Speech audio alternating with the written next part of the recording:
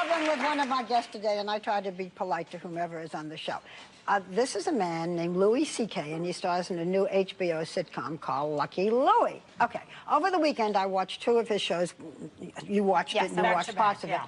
I have a sense of humor. I'm probably going to make this show much more popular by saying this. I found them unbelievably vulgar. They're pretty raunchy. And racist. I'm used to the F word. That doesn't bother me. I think I have a sense of humor.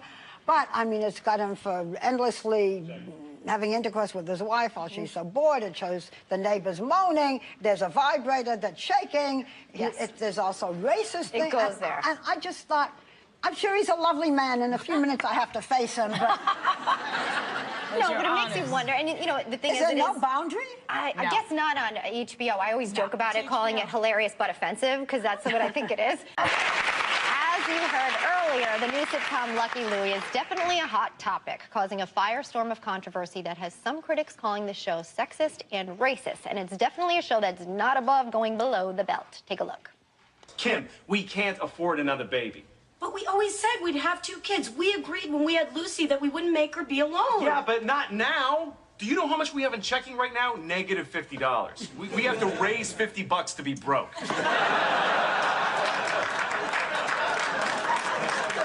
I don't care. I'm not waiting. Lucy is 4 already. I'm getting pregnant right now. Well, you ain't getting pregnant without my sperm.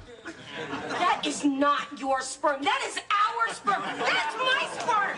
Give it back.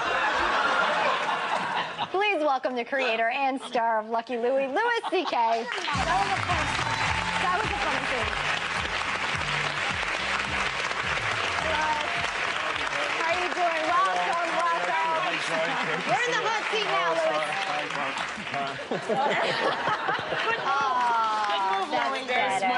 Very smart. Your show is popular now. I have just made it so popular by telling everybody all these raunchy scenes, right? Well, you can thank her by having her as a guest on the upcoming episode, maybe. No, listen, I'm really glad that you said this stuff because I think a lot of people, you know, are confused by the show and offended by it. So it's, you know, it's good to be able to. I'm a little nervous and scared, but I'm glad to be able to talk to you about it. What do you say? You've actually said it's like honeymooners, sort of, right? Yeah, the show is not, I mean, I don't want people to think that we're trying to make fun of folks and we're being dirty just for the sake of it. We're just trying to be as honest as possible. And we picked HBO so that people would know when they go there that it's a place where, you know, but at the same time, I know that HBO, once you buy it, it's just part of the flipping. So, you know, but all we're trying to do is be funny and unique and relatable. But let me ask you this, Lou. It's very grown up. It can get very raunchy. What about the 7-year-old girl? Grown-up doesn't bother me. It's, well, never mind. You and I, we'll have lunch. No, and I think it's a good thing. We'll do lunch. No, it really is. Barbara, I felt the same way watching it, but my concern was that there's a 7-year-old girl who plays your daughter on the show. Does she hear all the stuff that goes on? Because I know she's not in a lot of the scenes where that talk goes on. Well, no, we actually shoot carefully so that she's not on the set when that stuff gets said. You put big earmuffs on her or something? Yeah, and she's in the show with us, but we are grown-ups live in the same houses as children. So, and grown-ups curse and grown-ups get mad at each other. Listen, I read Natalie Wood's biography, okay? They used to let that kid go in water. She was petrified of water. She used to do scenes in water. To me, that's much more dangerous for a child actor than hearing a few words, okay? You know what? I remember this one scene where it's your character, the daughter's birthday. Yeah. And the African-American couple that's across the hall gives her a doll.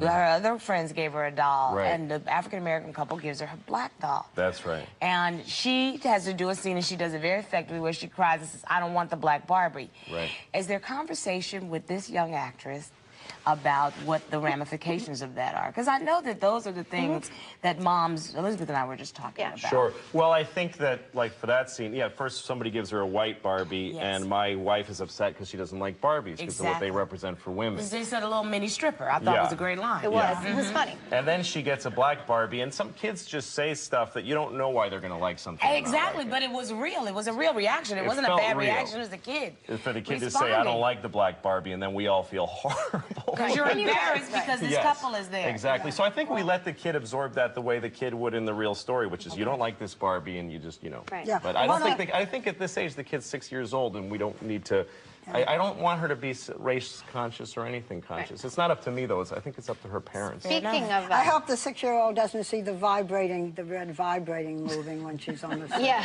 No, just keep her locked up somewhere else. I just thought I'd throw that into the real world. No, and as far as the race material on the show, the pilot sets up a situation which is real from my life, which is that we are raising my daughter in upstate New York. And there are zero anything but white people up there where we are. And so an African... Welcome to my world. and a guy came to fix the refrigerator, and he was African American, and and my daughter bonded with him. And he said... This is in the show. This is true, and it really happened. True life. And my daughter said refrigerator, because she had just learned the word, and he said, yes, refrigerator. And they said refrigerator to each other all day.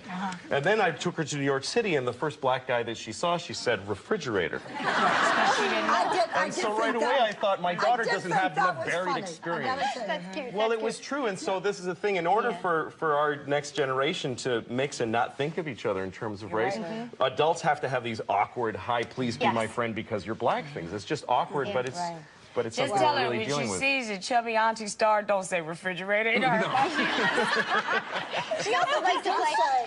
You do say to them, you know, I have no black friends, so please be my friend just because you're black. I do. Say that. I do, and that's the way, I guess, that's the way. I mean, that's not true in my life. You know, a friend of mine, Chris Rock is a friend of mine, and he lives in a nice neighborhood, and he's got a daughter, and he has trouble finding black friends for her and for his black daughter because he's in an area that's so it's something that we're all dealing with. take care of that. You do take those situations and make them real. Doesn't your daughter? You have your 4-year-old, and she doesn't she like to play hide and seek, and you hate it? Oh yeah, well, she loves playing hide and seek, and I guess I find it annoying because she's awful at it. Like, when we play hide and seek, she tells me where to hide. She picks my hiding place, which is patently unfair. She's like, hide in the closet. And I'm like, but then, hide in the closet! You know, so I gotta go in the closet. How does your family feel about exposing them like this? I mean, we all My do wife loves the show, and my daughters don't watch the show. Most of the show is based on your relationship with... Yes, it is. Yeah, the 4-year-old you love and find interesting. The 1-year-old you think is, what, a lump? Well, the 1-year-old, I don't know nothing about her because she hasn't said anything yet. So there's nothing to really say. Are you concerned with how good you are as a dad? Oh, Because the Father's Day we just finished with now. Yes, well, I think I'm a pretty awful dad. And I think most fathers feel that way, that you're constantly... One time I was eating chocolates I wasn't supposed to be eating, and my daughter said, what are those? And I said, they're black tomatoes. Because I didn't want her to think I was eating... So now she thinks there's something called black tomatoes. Isn't that awful? So wrong of you. It's awful. I think that's great. And you know that 1-year-old, if she's anything like you, she's going to have a ton to say. Because you are very funny. And the show is very interesting. So you can watch it or not. It's up to you. Thanks to Louis C.K. When Lucky Louie was coming out and I was promoting it, I asked to do The View. And then I showed up, and the other guest was Fonzie, Henry Winkler. And, I mean, for me, it was just being there. I was like Barbara Walters. I grew up, and she was like Barbara Wawa, and she was, the center of so much going on, and Arafat and all this stuff, And then Fonzie. I mean, Jesus Christ. I was in, like 4th grade, 3rd grade when Fonzie was just the fucking king of the world to me. So here he is, weird, not at all Fonzie. Hi. It's not Fonzie. Oh, hi. Oh, that's nice. It's not how Fonzie talks. And, but he's a great guy, and he knows Pamela Adlon, who played my wife on Lucky Louie, so he actually came over to my dressing room to say, oh, I love Pamela, and I love the show. It's dear. Your show is dear. That's what he said. It's so dear. And I was, so that was great. And then I'm all of a sudden a producer comes in my room and says, I have to talk to you. They're about to go on the air. You need to see this. And her hand was shaking on this remote. She turned on the TV on this is it's on live. And there's Barbara Walters saying, our first topic is about one of our guests who has a show called Lucky Louie. And this is the most offensive, racist, sexist, terrible show I've ever seen in my life. I can't believe this is on the air. I hate it. And they all started going to town on it. There's pictures of me and stuff. And I'm like, what the fuck? And I got to go out there. Yeah. And so she said, so we still want to try to do your funny stories. I'm like, no, I can't do the funny stories. You're fucking killing me out there. And I was shaking. I didn't know what to do. I didn't know how to handle it. I think I called Chris Rock, who's like an advisor to me, and I told him backstage. I was backstage, and I called Chris Rock and said, "This was the best show ever, by the way." Yeah, it was great. And I said, I don't know what to do. These women just shit all over me, and I'm about to go out there. And he said, forget the women. You've got people who are watching at home. Just rise above it and talk to the audience. Fuck Barbara Walters. She doesn't matter. You're going to be on television right now. Nobody's even going to notice what show it is. They're just going to see you. And that was a wake me up. I went out there and I thought, I'm not talking to Barbara Walters. Her audience is more important than she is to me. And I love those ladies. And I know they'll like me. And also they showed a clip, right before they brought me out, they showed a clip from the show of me and my wife arguing about money in bed. Which is, to me, what marriage is. Arguing about money instead of fucking. And the clip really worked. And the audience laughed, and I thought, fuck her, I don't need her. And I went out there, and she made a big deal out of, Barbara Walters came over and hugged me when I first walked out. Like, oh, we're friends now. Like, oh, the rift is over. And when she did that, I realized, this is pure bullshit. She doesn't dislike the show. She wasn't offended. She's trying to get on the map. She's trying to make it into something. And also the Republican, I forget her name, on the other side, said something about this show has touched off a firestorm of controversy. We were on the air for like a week. It hadn't touched off anything. There was nothing. They were trying to, let's touch off this firestorm of controversy right now. So then I realized that it's all false. Nobody was really mad at me. And then I just explained the show to the audience. I knew they wanted me to come out and go, fuck you. That's what they wanted. That's why they sandbagged me, because they hoped I would misbehave.